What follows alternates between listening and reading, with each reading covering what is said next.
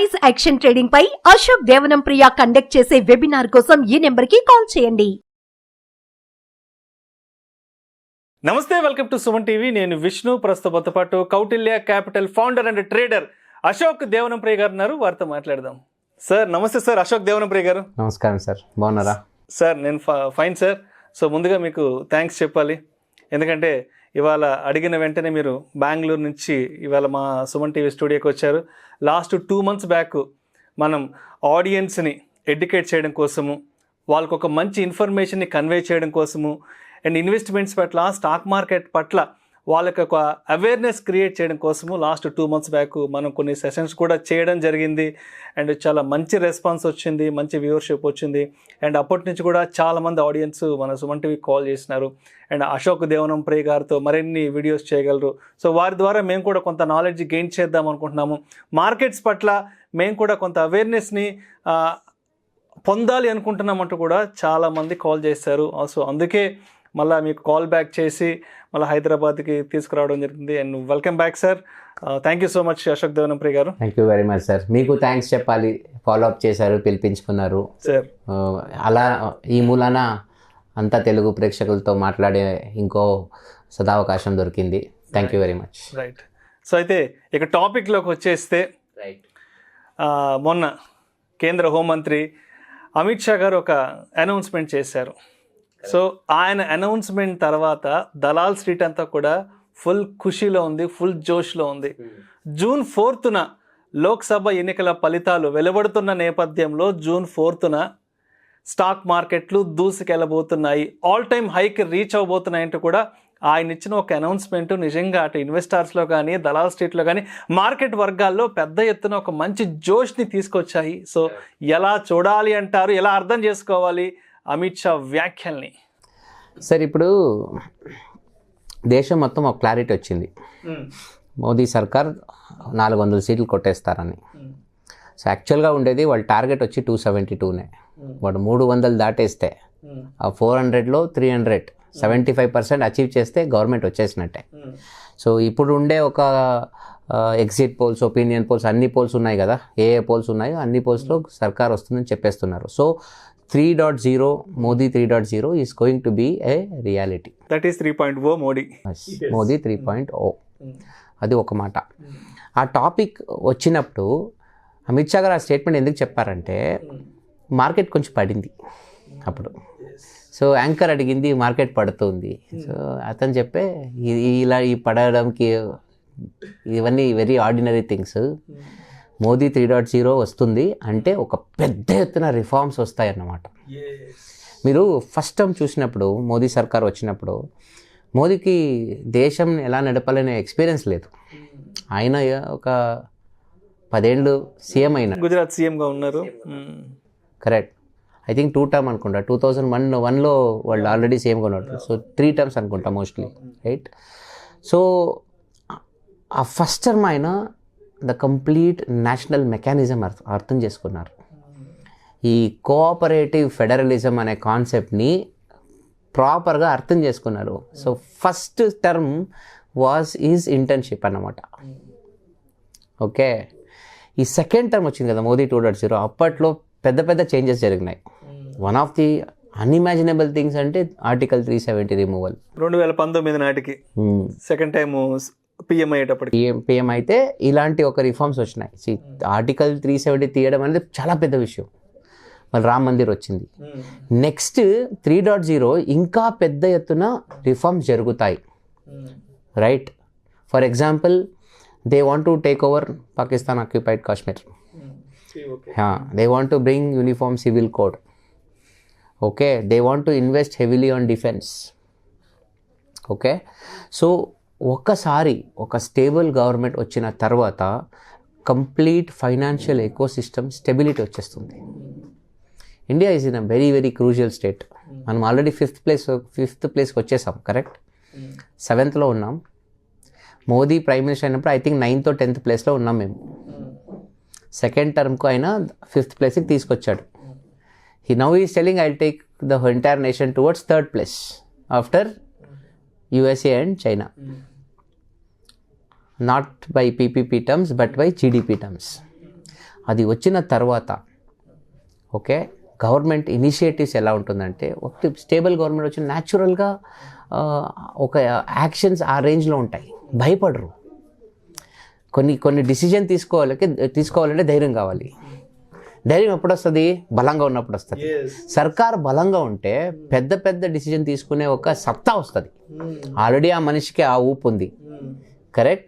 దానికి పైన అంత పెద్ద ఎత్తున మనం నంబర్స్ ఇవ్వగలిగితే ఆ నెక్స్ట్ రిఫార్మ్స్ ఉంది కదా, మన దేశం ఒక వాస్తుని నెక్స్ట్ 25 years. మొన్న ఎవరో చెప్పారు మోదీ 2024 ఎలక్షన్స్ గురించి మాట్లాడతలేదు. He's not talking about 2029 also, he's talking about 2047. India 100th year of Indian independence, ఆజాదీ కా శతమానోత్సవం వస్తుంది కదా, 2047కి 100 సంవత్సరాలు మనం స్వతంత్రం పూర్తి చేసుకుంటాం. అప్పట్లో ఎలాంటి సిచ్యువేషన్ మనం రీచ్ అవ్వాలి అనే ఒక రోడ్ మ్యాప్ వేసుకుంటూ ఉంటారు. Road infrastructure today we have world class roads. Last time Nitin Gadkari చెప్పినాడు, ఇంకా నెక్స్ట్ 5 yearsలో Indian roads will be as good as American road quality. Investments on road infrastructure. Second, ఇప్పుడు జిఎస్టీ మెచ్యూరిటీకి వచ్చింది. జిఎస్టీ చాలా టర్బులెన్స్ క్రియేట్ చేసింది. ప్రజల్లో ఒకే ఒక కంప్లైంట్ ఉండే మోదీ మీద, ఈ జిఎస్టీ మళ్ళీ నోటుబందీ రెండు దగ్గరలో చేశారు. కొంచెం గ్యాప్ ఇచ్చుంటే ప్రజలకు కొంచెం ఆలోచించే స్పేస్ కూడా దొరికేది, కూల్ డౌన్ అయ్యేవాళ్ళు. ఇక్కడ బిజినెస్ పడింది, ఇంకేం రికవర్ అవుతుంది అనుకునే లోపల మళ్ళీ ఇది దీన్ని తెచ్చారు. ఇవన్నీ మ్యాసివ్ రిఫార్మ్స్. ఇది వచ్చి మన దేశం ఒక ఆర్థిక వ్యవస్థ ఉంది కదా, దాన్ని నెక్స్ట్ 50 years సెట్ చేస్తుంది అన్నమాట. అండ్ యూపీఐ పేమెంట్స్ కూడా అసలు ఊహించని రీతిలో కొన్ని లక్షల కోట్ల రూపాయలు యూపీఐ లావాదేవీలు కూడా జరుగుతున్నాయి. ఫస్ట్లో ఎవరు యాక్సెప్ట్ చేయలేదు ఇది ఈ రేంజ్కి వెళ్తుంది. We're doing billions of transaction. అవును, ప్రపంచ దేశాల్లో ఏ దేశం కూడా ఈ ఒక ఇన్ఫ్రాస్ట్రక్చర్ డెవలప్ చేయలేదు. ఇంత స్పేస్ ఎవరు ఆక్యుపై చేయలేకపోయారు. రోడ్లో బిచ్చగాడు పేటిఎం చూపిస్తున్నాడు సార్. అవును, ఒక 10 రూపాయలు చాయ్ తాగితే నేను పేటిఎం చేస్తున్నా. Nobody is paying money. అవన్నీ చాలా ట్రాన్స్ఫర్మేషనల్ రిఫార్మ్. అసలు ఎక్కడైనా ఒక 50 రూపాయలు ఇస్తే ఎవరు చేంజ్ ఇవ్వలేకపోతున్నారు. వీ డోంట్ హ్యావ్ చేంజ్ అంటున్నారు, చేతిలో చిల్లర లేదు. మొన్న నా ఎక్స్ కంపెనీ ఫ్రెండ్ ఒకడు వాళ్ళ కొలీగ్ యూకే నుంచి వచ్చారంట. సో కొబ్బరికాయ తగినారంట. So he just paid using Paytm. He was stunned. ఇలాంటి ఇన్ఫ్రాస్ట్రక్చర్ అక్కడ లేదు. నేను అక్టోబర్లో ఐఐఎం బెంగళూరు నుంచి వీ వెంట్ టు స్విట్జర్లాండ్కి పోతే నేను క్యాష్ తీసుకెళ్ళాలి, కార్డు తీసుకెళ్ళాలి. కొన్ని చోట్ల కార్డు వర్క్ అవుతుంది, కొన్ని చోట్ల కార్డు వర్క్ అయ్యలేదు. వర్క్ అవ్వలేదంటే నేను క్యాష్ ఇస్తా. నేను అనుకున్న వీళ్ళు ఎక్కడున్నారు, వీళ్ళు ఇంకా మనం ఈ రేంజ్కి యూపీఐ డెవలప్ చేసుకున్నాము, ఇంత పెద్ద ఒక ట్రాన్స్ఫర్మేటివ్ చేంజ్ తెచ్చుకున్నాం. యూరోప్ ఫుల్ మొత్తం ఇదే గోలా. ఇటలీకి పోయినా same problem, Switzerland same problem, Austria పోయినా సేమ్ ప్రాబ్లం. అన్ని దేశాలు ఇదే పరిస్థితి. సో ఇలాంటి ఇనిషియేటివ్స్ ఉంది కదా, it will take India to the next level. Take GST. April 2024, India recorded the highest GST collections in history. ఇప్పుడు మార్కెట్ లైఫ్ టైమ్ హై కొడుతుంది కదా, అలా GST filings every quarter it is hitting lifetime high. It's big money. That is something which is amazing. But 3.0లో నన్ను అడిగితే మీరు road infrastructure okay. Second biggest thing is defence. If India has to become a strong player, defence investment చేయాలి. It's not only about self defence, it's about defence exports. We are exporting defence equipments to the world. Corona టైంలో ఒక PPE kit లేదు మన దేశంలో. ఇప్పుడు లక్షల్లో PPE kit చేసే సత్తా ఉంది మనకి, కోట్లలో 10 లక్షలు. 2020కే మనం కోవిడ్ వ్యాక్సిన్ ప్రపంచానికి ఇచ్చేసాం, 4 ఏళ్ల క్రితం ఇచ్చేసాం. వ్యాక్సిన్ డిప్లొమసీ, ఇవన్నీ ఒక దేశం ఒక బ్రాండ్ ఇమేజ్ అని చాలా పెరిగించింది.